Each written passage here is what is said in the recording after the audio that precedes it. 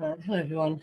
Yes, here to talk about Operation Julie tonight. Because I wanted to talk about it before. It's obviously it was the largest drug bust in UK history for a long time. I'm not sure if it still is.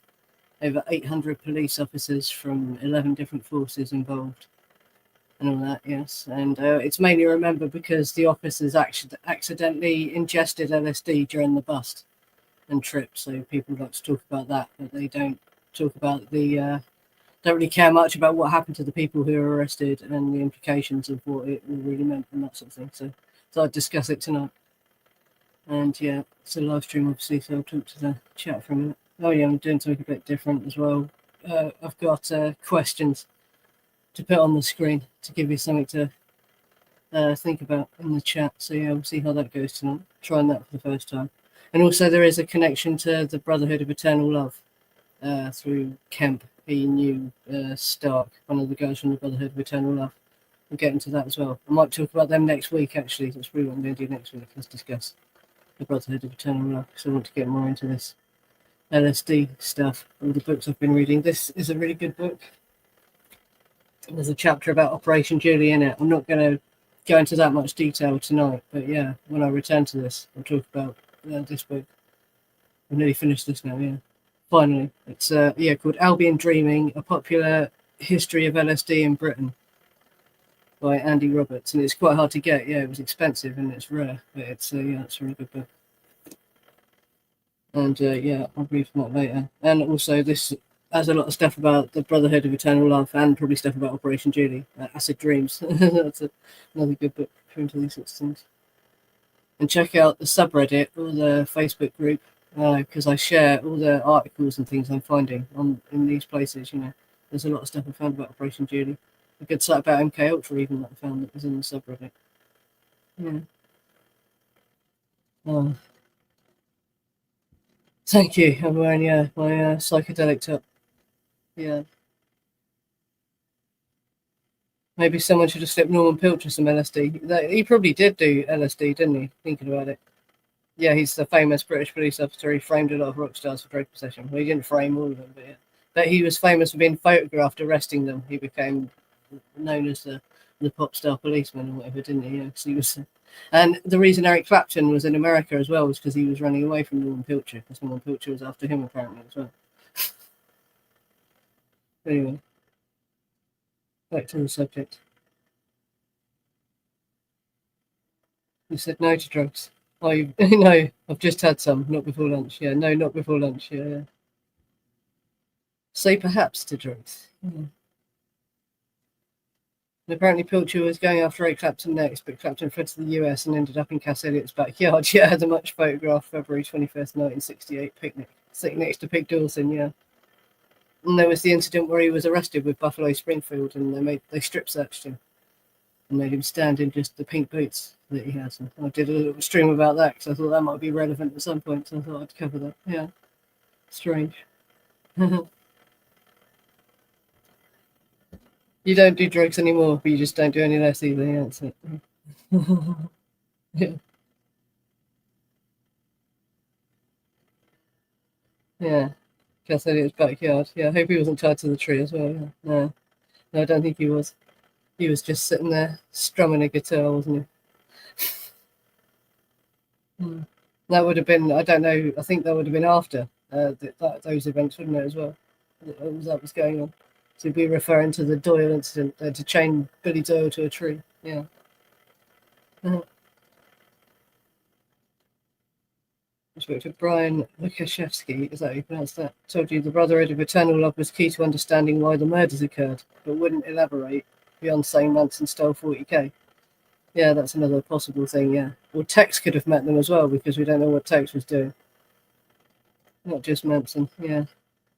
Oh, and there's other really good websites. There's a book about the Brotherhood of Eternal Love that's hard to find, and it's all online. There's a website called the Psychedelic Library. I'll have to show you that. Yeah, it's got loads and loads of different books. It's got Michael Hollingshead's biography, essays and all sorts of things.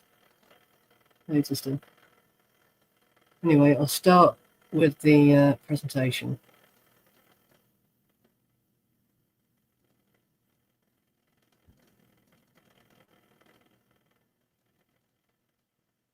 Richard Kemp and the Brotherhood of Eternal Love connection. The background. In the early 1970s, Richard Kemp collaborated with Ronald Stark, a key figure linked to the Brotherhood of Eternal Love, the BEL, a Californian LSD distribution network. Kemp worked in Stark's Paris lab, producing significant quantities of LSD. Stark introduced Kemp to BEL chemists, including Nick Sand and Lester Friedman, do you know how to say? Key events.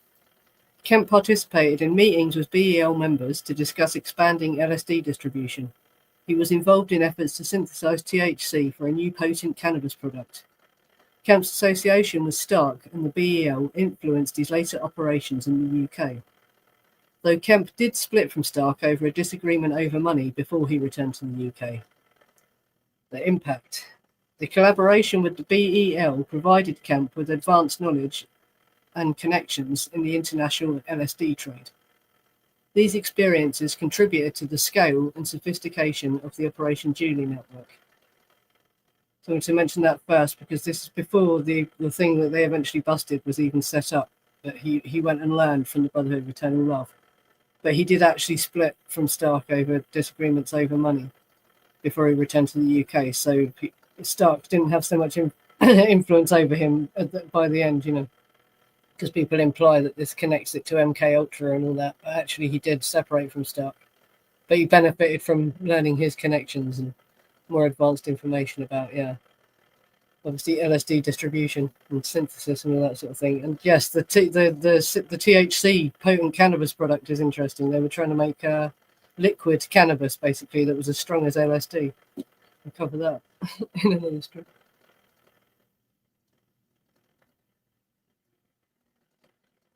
Operation Julie, the investigation. Stage 1, surveillance began. 1976, police investigate suspicious activity in Wales and England.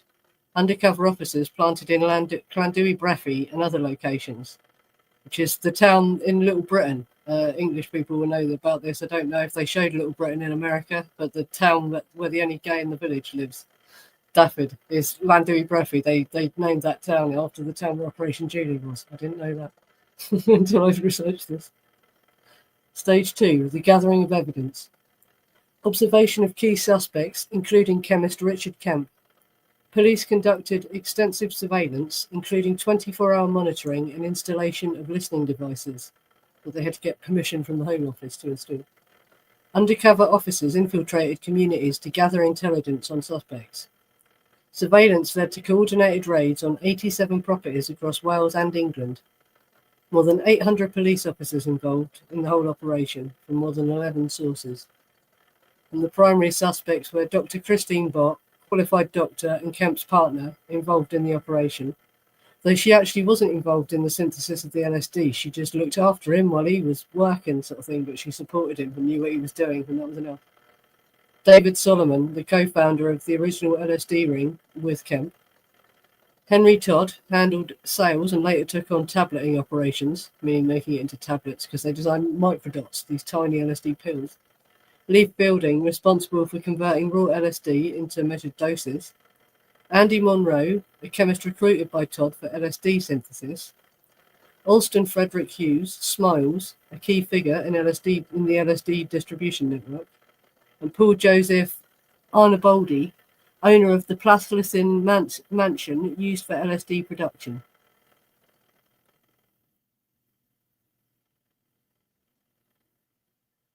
When the cops took LSD, the Operation Julie bust gone sideways. So what actually happened? During the massive raids in March 1977, police officers stormed several locations connected to the LSD manufacturing network. At one key site in Wales, officers found LSD on blotter paper, hidden in envelopes and cupboards. Handling it barehanded led to unintentional absorption through the skin. Some officers also accidentally ingested tiny amounts by touching their faces, eating snacks without washing their hands, or breathing in powder residue. Because they moved a carpet at one point and that caused powder residue to float up. And there's some quotes from the officers. Use this one for my thumbnail. I started feeling dizzy and strange. It hit me fast. I was tripping during the raid itself. Detective Sergeant Richie Parry, the lead officer. 1 minute we were busting a huge drug operation. The next we were laughing uncontrollably and seeing colours. an officer interviewed years later. And also, we had no idea what was happening. It was like a bad dream. I kept asking myself, am I okay to keep working? Another officer talking. Another good quote I read was, it was like looking into the torch of God. You know, the psilocybin guy said he saw the face of God. One of the officers said it was like looking into the torch of God. And the impact this had on the raid. The psychedelic effects caused confusion and disorientation, but the officers managed to complete the raid. This bizarre twist became legendary, police unwittingly tripping during a high-stakes drug bust. Why it happened. LSD is potent even in microgram doses. The skin absorption or accidental ingestion through hand-to-mouth contact is possible. In the 70s, awareness of LSD's potency and transmission routes was lower than today.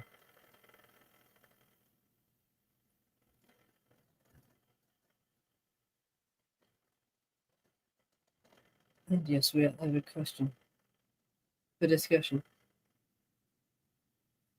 Do you think the police would have accidentally ingested LSD during a raid today, or does this say something unique about the 70s and how operations were run? Because I don't think they would, obviously. Yeah, the dust was created because there was a carpet in the room where they made LSD, and apparently they did warn the police officers not to touch the carpet because it had been soaked in LSD. But they lifted the carpet, and that caused residue and dust to fly up, apparently, yeah. And they inhaled the dust of the LSD, yeah. And yeah, they were making these microdot pills. That was what they ultimately dug up. They found that it led to them digging up a load of pills in the Welsh Hills. But there's still conspiracy theories that there's still acid buried out in the Welsh Hills somewhere, or money.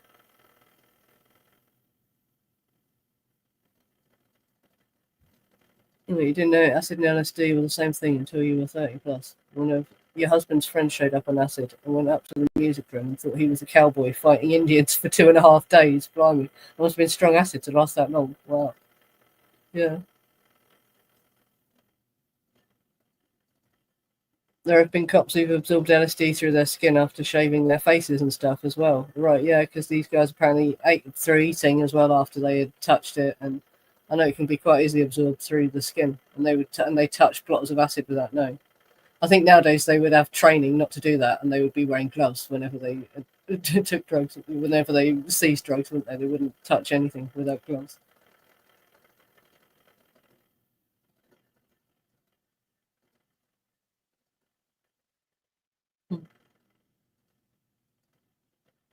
Yeah, that's it. Yeah, they would go in suited in contamination gear. They would know. We didn't know it back in the police didn't even know it back in the 70s, apparently.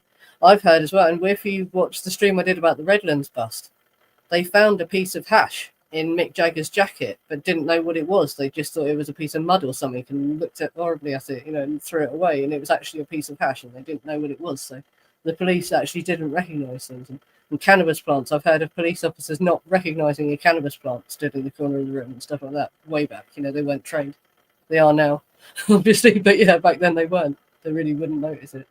Or in someone's garden or whatever, the couple was stood right next to it, but you just didn't know what it was. Yeah, yeah. Don't rub datura plants on your skin either. Yeah, yeah. Or chew the roots. Yeah. A bit.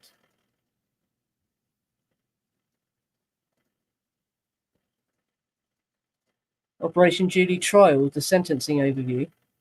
It was in 1978 at Bristol Crown Court. 15 individuals were tried. The total sentences combined 124 years of imprisonment between all of them. The key convictions were Richard Kemp, 13 years, Henry Todd, 13 years, Christine Bott, 9 years, Leaf Fielding, 8 years, Alston Hughes, Smiles, got 8 years, and David Solomon, 10 years. The sentences reflected the severity of the offences and the scale of the LSD manufacturing and the distribution operation. The trial was one of the most significant drug-related prosecutions in UK history, highlighting the extensive reach of the Operation Julie network. Because, yeah, that was one of the other reasons they were so tough with them. They're also shocked by the fact all these people were university educated as well, and how concrete their plans were to, cause a psychedelic revolution and all this sort of thing. I think it spooked the establishment out that they weren't just. impoverished people trying to make money from drugs. They actually had a philosophy and they were university educated and all that. Yeah, I'll have to look into that. I think back then, though, they would have served most of their sentence. It wouldn't have been like, because nowadays you serve usually about just over half, but they probably would have done close to their full sentences. I will look at that though, because of who they were as well. But yeah, Christine Bock got 9 years for making sandwiches essentially, but it was the fact she was in the house while they were doing it, and she looked after him and knew what he was doing, and agreed with it, basically. And she testified that in court too. So we'll read more detail. Later date. Oh yes, and this is the mansion that got raided, and that's a picture of a few of the police officers involved, including Julie, the one who was the operation was named after. I don't think she went undercover though, so she wasn't one of the officers that ended up tripping. I don't think. No. But that's who it's named after. This officer, this officer Julie.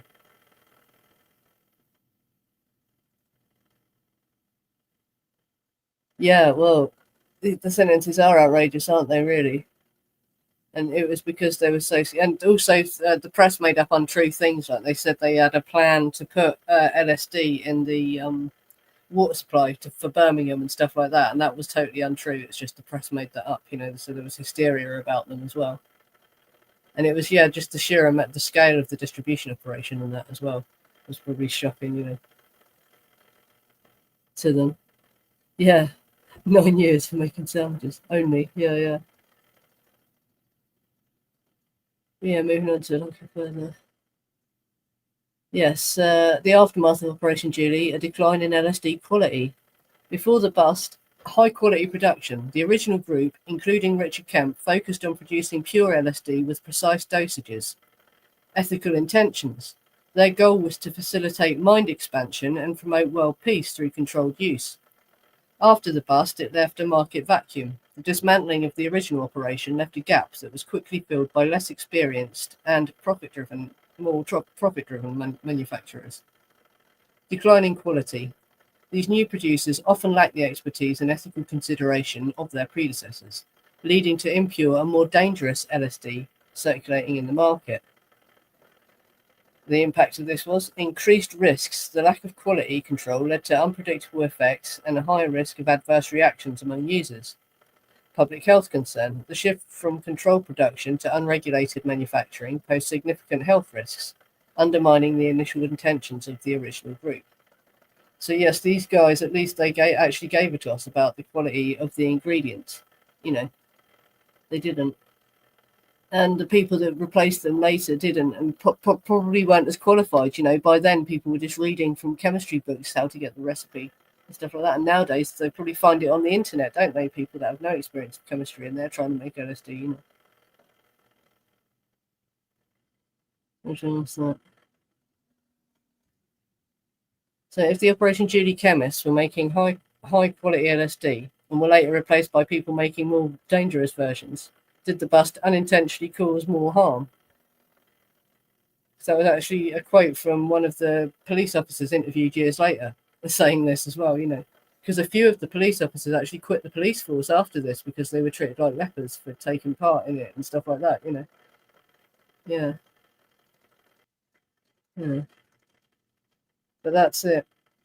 Yeah, strychnine was used. People sold strychnine as acid, didn't they?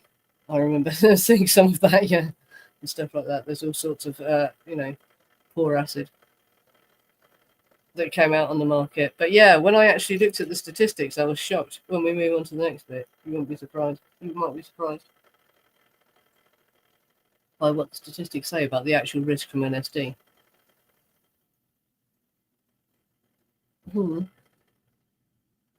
My headphones have fallen off, so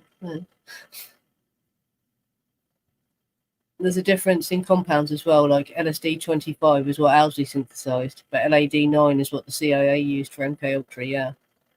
And Orange Sunshine, what the BEL made, was their own formula as well, wasn't it? And May Brussel was convinced that they deliberately made a bad acid that was guaranteed to give you a bad trip or whatever. But I've never found proof of that. Yeah, LSD 9 is another one that we talk about, yeah. And that's the thing. So they removed all these people that actually had, actually cared about the quality of what they were making, and replaced them with people that didn't care so much. And apparently they were nastier people as well. Like these LSD dealers and manufacturers were quite lovable people in the communities they lived in. People liked them. But the people that came after them were not so nice. So actually it might have done more harm than good in many ways.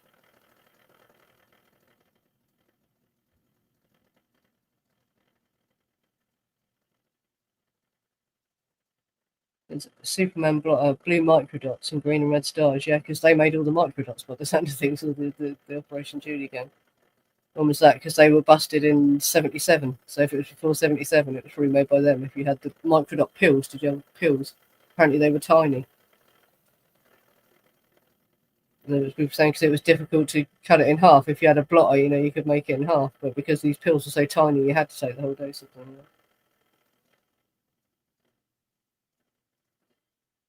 And what, you saw giant ducks walking around Carisbrooke Castle. Oh, wow. Yeah. Carisbrooke Castle's on the Isle of Wight. Yeah, it's where they kept King Charles I during our Civil War.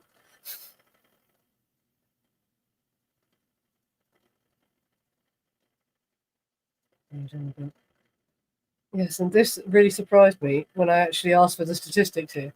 LSD use versus natural risk of psychosis from the 1970s data, because I decided to look into how harmful was what these people actually did. The risk of developing psychosis from LSD in the 1970s was lower than the general population's natural risk of developing schizophrenia. Risk comparison. The natural risk of schizophrenia, 1%, so 1 in 100 people over a lifetime.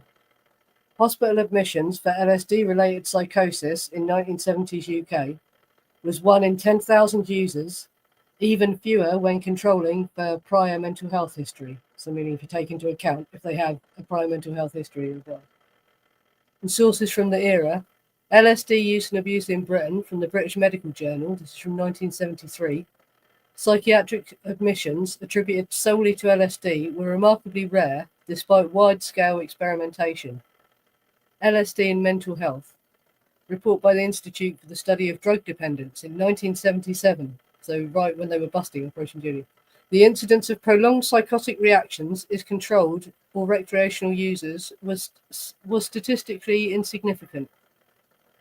Right, so in conclusion, despite being made illegal due to concerns over mental health, data from the period suggests the risk of psychosis from LSD was lower than the baseline rate of schizophrenia in the general population. I couldn't believe it when I saw that, but I looked at a few different studies, right, and all the data they had was saying that actually, yeah, you had a greater chance of just developing schizophrenia anyway than you had of developing a permanent psychotic reaction to LSD.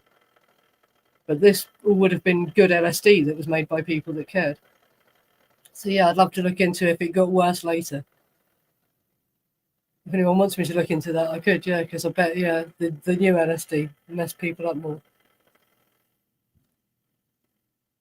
Right, so taking it down at a completely different angle, or sort of different angle, comparing psychological harm, HPPD versus PTSD. HPPD, hallucinogen persisting perception disorder, rare long-term condition where users re-experience visual distortions. Usually occurs in people who've taken LSD or similar hallucinogens, like datura, or it's more common in delirium hallucinogens, but LSD can cause it. Estimated risk among LSD users in the 1970s was less than 1 in 10,000. But PTSD in survivors of sexual assault, there's a high prevalence of long-term trauma. Symptoms include flashbacks, anxiety, dissociation, and depression. And the estimated risk is up to 50 to 60% of survivors develop full PTSD. Source National Centre for PTSD, Brer and Elliott, 1997. The disparity. LSD manufacturing led to decade-long prison sentences based on potential to cause psychological harm. But sexual offenders whose victims face a much higher and more predictable risk of PTSD often receive shorter sentences or none at all. Justice or economics. Disparity in sentencing. Drug offenders versus sexual offenders in the UK, 1970s. The numbers. Operation Julie in 1977, 15 LSD manufacturers sentenced. Total combined sentence 120 years. Average per person 8 years. Sexual offender sentencing between 1975 and 1977. Only 14% of convicted offenders received more than 5 years. Over 25% received no prison time at all. Average sentence 1976 was 45.7 months. Average time actually served was 24.3 months. And the source for this is Hansard's UK parliamentary records. The question is, so was justice guided by the harm caused or by economic and political interests in controlling the drug trade? Basically. So yeah, actually the harm, and obviously you've got a far greater risk of getting PTSD from, and I'm avoiding using a certain word, the one that rhymes with grape, to please the YouTube algorithm, but that specific offence is what I'm talking about. Yeah.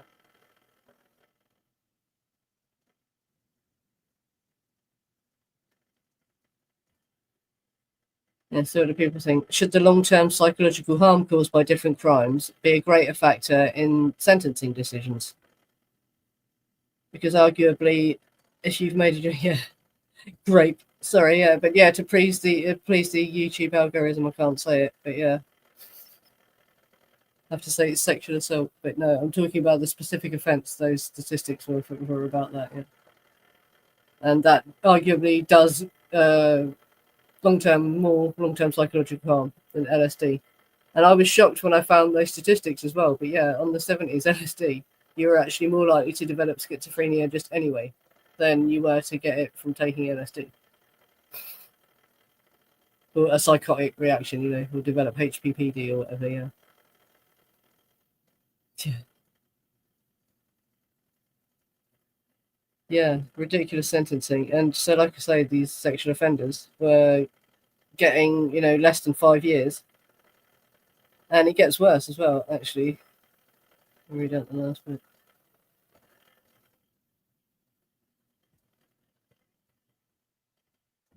So, going off the screen. Operation Countryman, police corruption and neglect of sexual offences. This was a operation that ran between 1978 and 1982. Overview of it, Operation Countryman was a major investigation into police corruption in London, launched in response to allegations that City of London and Metropolitan Police officers were protecting criminals in exchange for bribes. Despite the scale of the problem, only 100 officers were assigned to the operation. Focus and features. While massive resources were deployed against drug manufacturers, e.g. Operation Julie involved 800 officers, sexual offences, including SA and abuse, were chronically under-investigated. Reports emerged of police accepting bribes to ignore sexual exploitation and failing to pursue complaints from victims, especially involving sex workers and children. The outcome meant very few prosecutions resulted from the years of long inquiry. Internal obstruction and destroyed evidence meant many corrupt officers and enablers of sexual crimes were never held accountable. So what does this mean? If police corruption was protecting sex offenders from prosecution and investigations like Countryman were under-resourced, what does that say about justice priorities in the 1970s? Really?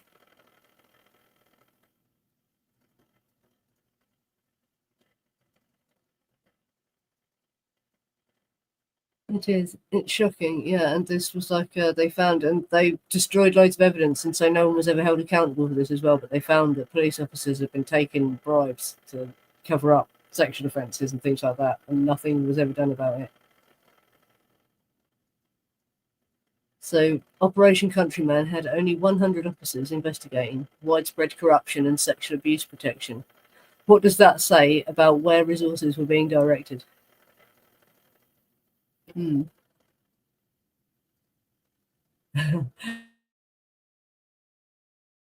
Everyone just likes the word grape now. I'm going to say that, yeah, instead. But that's it. And I found other investigations as well when I was researching this where they did actually manage to arrest sex offenders and uncover things, but they're always complaining that they're under-resourced and that they could do more if they had more resources. But all the resources go to busting drug dealers. And also, yeah, other financial crimes. They seem to basically prioritize crimes where people have made large amounts of money or where people are making money, basically. over the actual harm it causes. When you consider, and obviously the police say, oh, well, we see the mess when people have bad reactions to drugs, but that's because the police get called when something bad is happening, don't they, basically? But it's actually quite rare. I don't know, because I deliberately used 70s statistics there because we were talking about, you know, things that happened in the 70s. I haven't looked at the more recent statistics, so I don't know if it's more common now. I imagine it has become more common, drug psychosis, but yeah. Yeah. Grapes don't deserve this, do they? Yeah, no.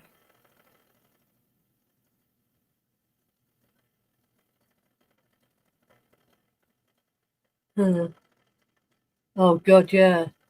Pi, the paedophile information exchange. That was, I think in America you have a thing called, NAMBLA, didn't you? The National American Man Boy Love Association, you know. Groups of men who are trying to get it made legal, basically, paedophilia made legal. Yeah, we have one called the paedophile information exchange. And there was a Labour MP who in the 70s, backed them because they were always trying to get it made legal off the back of, you know, homosexuality getting made legal, trying to persuade people. And there was a Labour MP when she was younger, it sounds like she fell for it, actually spoke up for them in Parliament and stuff like that, What's her name? Got her name. But yeah, and there's, oh God, whenever they make a documentary about paedophilia, they roll out this guy that's from Pi, that you see, and he's not been to prison very much. He's only ever been to prison for child pornography and stuff like that, I think, But he's one of these ones that's campaigning for it to be legalised and saying that children can consent and all that sort of thing. Disturbing people, yeah. Yeah. Oh, yeah. The PDF files, yeah, that's it. Yeah. The Nambly girls from France. Yeah, well, there was definitely, because there's actually a really good podcast where they interview one of the FBI officers who had to go undercover to track Nambler. And yeah, there was a lot of American guys involved in it as well, but I wouldn't be surprised if one of them was from another country, they come to America. Very disturbing. And they were planning to travel to another country to, I think they were going to go to Thailand or somewhere, obviously trying to molest kids, and the FBI agent had to track them, had to pretend to be one of them and get on the planes with them and all that, but they did manage to bust them in the end. Oh, yeah, that's in South Park, isn't it? Yeah. That's where most people probably heard of Nambla, yeah. Disturbing. But yeah, our one is called PI, the Paedophile Information Exchange. But yeah, that's it. Now they're trying to rebrand themselves as minor attracted people. Have you heard that? MAPS, they're calling themselves MAPS. And yeah, they're just always there trying to normalise it. There seems to have been a concerted effort to try and normalise it, doesn't there?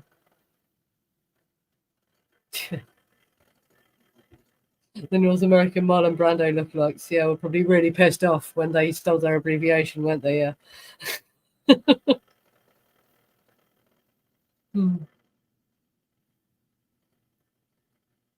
Yeah, I don't know, but yeah, just because that's an angle that people normally, when they talk about the harm of drugs, they compare it to other drugs like alcohol and that, and the harm done by alcohol. But what about the harm done by other offences? That cause actually far greater harm to society. But these people are getting away with it.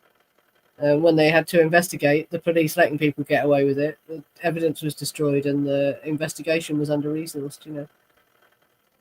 And police that do actually investigate child, offenders, do struggle to get funding to do it, and are constantly under-resourced themselves.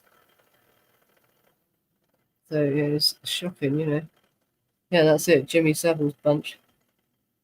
He used to have police officers to his creepy flat up in Yorkshire. The one that I showed you the pictures of on Google Maps. How close it was to where two of the Yorkshire Rippers victims were attacked. Jimmy Savile's flat. He used to have policemen go up there for have card games with him or something once a week. And every time anyone made a complaint about him in London, it would get passed on to his local police force. And he'd just say, oh, they're just trying to blackmail me. And they go, yeah, of course they are, Jimmy, and just brush it under the carpet sort of thing. That's why he got away with everything in his lifetime, because he had friends in the police, basically. And he had them convinced that people were just trying to blackmail him. Or did they know? Were they in on it? Were they nonsense as well? That's the thing. That's what everyone thinks, but people investigating him have found it really hard to prove anything. You know what I mean? He didn't seem to have any friends. He didn't seem to have any contacts or anything. He was a weird bloke. Just acted and seemed to act alone a lot. You know. Yeah, I could do an updated stream on that Jimmy Savile Process Church interview actually, because I got the book because I couldn't never read the last paragraph of the version of it that's an archive document, so I could cover that again. And also, there's more about BZ. You remember the Jacob's Ladder drug stream that I did? And also, I've had another idea about what the Jacob's Ladder drug could have possibly been, not BZ.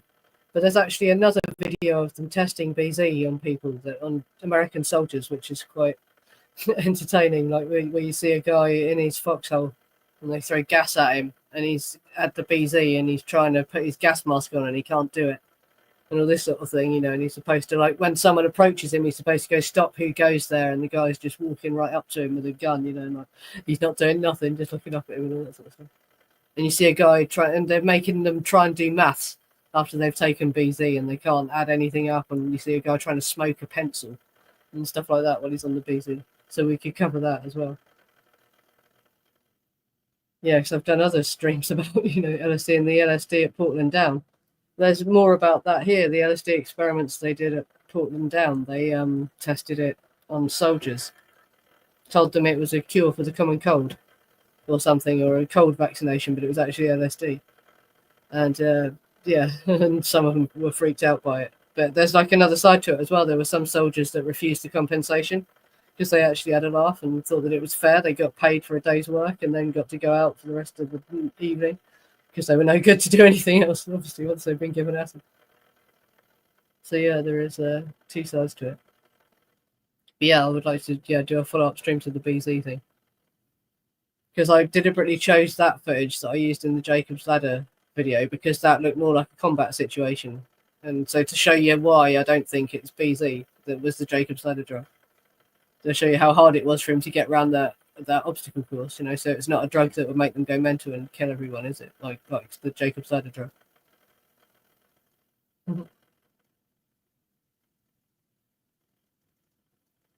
BZ. You know, BZ. The incapacitating agent. I did a whole stream about it, didn't I? The Jacob's Ladder drug. Because in Jacob's Ladder, they suggest that BZ might have been one of the drugs. But I don't think it was, because it's an incapacitating agent. So they couldn't, could they? Yeah. No, not DMT. BZ. Remember the Jacob's Ladder drug? Stream that I did when we watched the guy trying to run around the obstacle course, and it took two men to hold him up. He couldn't get around the obstacle course on his own even. And it's an incapacitating agent they tested at Edgewood Arsenal. Yeah. Okay. Yeah, well, I've read out pretty much everything I wanted to. But yeah, obviously, if you're watching this on playback, leave comments. I'll make sure you like and subscribe if you're here now, and if you're watching on playback. Thank you all for coming. Yeah, I've got a couple of new subscribers this week. Like I say, I hope people don't mind me veering off from Manson a bit, but I like to talk about all different aspects of counterculture, and I need a break from the Manson stuff sometimes. There's other stuff I want to look into and want to tell you about, you know. So I hope people will stick with me. Oh, you're joking. You know what I mean. Yeah. You know, yeah, it's a different drug. Yeah, BZ it was never a recreational drug. It wasn't the kind of drug you take for fun. The army used it as an incapacitating agent or tested it as one. There's no evidence they ever actually used it in warfare.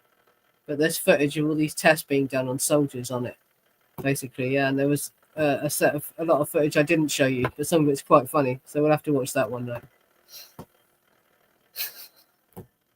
Yeah, the word foxhole always makes me laugh. I see a soldier in his foxhole, and he's meant to hold up at me, cats and me. He's meant to be guarding his foxhole, but he can't because he's been incapacitated by this BZ. Yeah.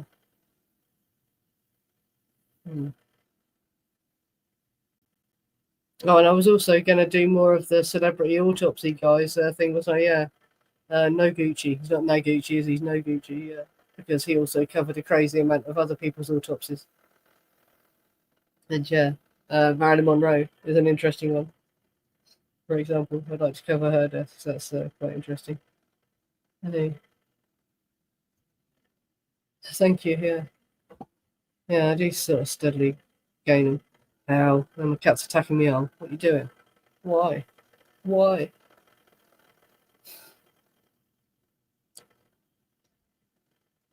Yeah. Well, I don't know how to end this now.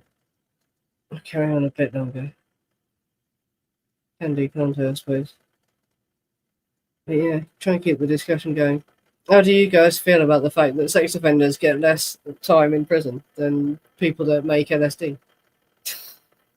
And what do you think that it's about the financial side of it as well? Because that's what it appears to be. You know, people that commit financial fraud or import large amounts of drugs that are worth a lot of money seem to get tougher sentences than people that commit, you know, acts of sexual abuse.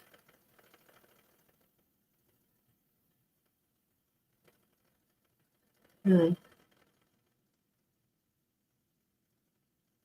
yeah, yeah. Because the people who make the laws are the sexual predators. Yeah. Well, that's one thing, isn't it? That everyone else is saying, yeah, they're protecting their own sort of thing. There is a ring of them. Yeah. Yeah, it is the money, isn't it? Basically, I think that's what everyone thinks. They only care about what you've done if you profited from it and you didn't pay tax. Basically, that's all they actually care about. Yeah, yeah, yeah. Well, sex offending fraudsters who manufacture LSD. Yeah, God, would they get the mega sentences? Yeah, yeah. Would they be sentenced for all three? Yeah, yeah. If they haven't yet caught a gang of fraudsters, sex offending fraudsters who manufacture LSD. The Manson family, sort of. Did they ever manufacture it though? None of them were chemists, were they? So I don't think they manufactured it. But they were sex offending, weren't they? And did credit card fraud. So yeah. But they weren't sentenced for all that, were they? They were only sentenced for murder. Yeah.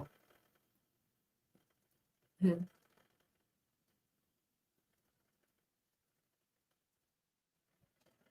Oh, well, if they can seize it, yeah, money. Yes, that's another interesting thing. Yeah, if they can seize money, that's another thing. They seized money off these people, the Operation Julie guys, and they tried to claim it back because the conditions weren't met for them to claim their money that they had in stocks and bonds. But they didn't want to give the money back, so they invented a new thing where they charged them tax, basically, so they didn't have to give the money back because they were keeping the money as what tax they should have paid, basically. And there's like a conjecture about how much money they really made, but the police said they found £1 million in stocks and bonds and all this sort of shit. But who knows how much they really found?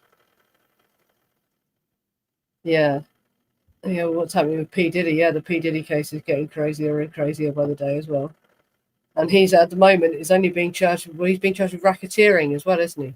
And so far, we've only had the foundational witnesses, so God knows what the next witnesses are going to say. Because the racketeering thing is the keeping tapes of people and blackmailing them, isn't it? You know? And yeah, so it's crazy, and it makes all these things going on in Hollywood back in the '60s seem a bit more plausible, doesn't it? If anything, it sounds like it's got worse, not better, over the years. Yeah,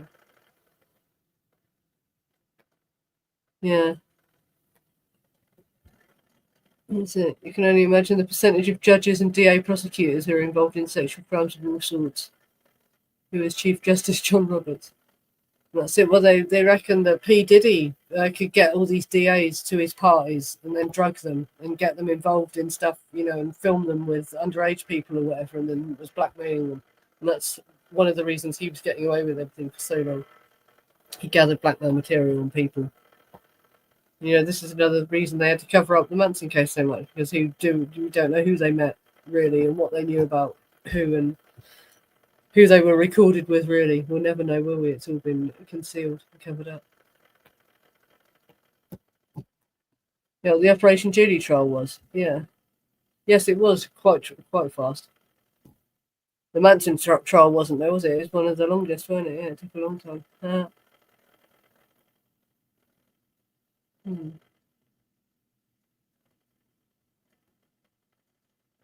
Yeah, I think I might end this now and come back and do an after show. I feel like I need to stretch my legs. Yes, thanks for coming, everyone. And like I say, next week I'm going to talk about the Brotherhood of Eternal Love, who are, obviously related to this.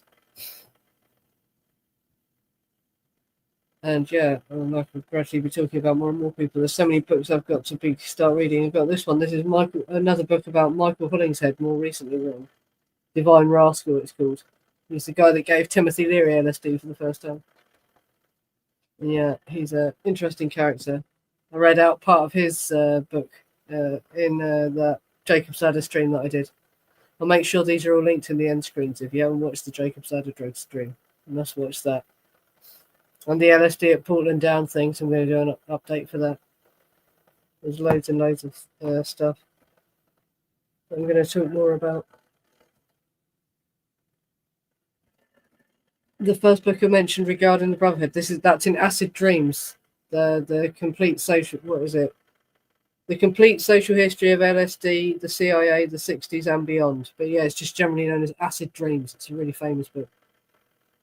Martin A. Lee and Bruce Cheyenne. I think you pronounce that. Yeah, is that short? You see how that's spelled? Yeah, it's an old book, but this is like a newer edition of it. The first one was originally published in the 80s.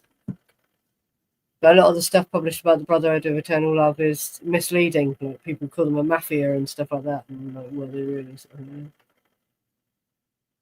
There's also everyone debates how controlled by the CIA were they and all that sort of thing. Yeah, we'll get into that next week. Yeah, give me a break for a minute. Are you not coming for the after show, John? Oh, I'll see you later. Didn't see Capone as well. Hope he's alright. Yeah, like I say, I'll end this and I'll do an after show. And next week we'll be talking about the Brotherhood of Eternal Love. Thanks for coming, everyone, and I'll see you next week.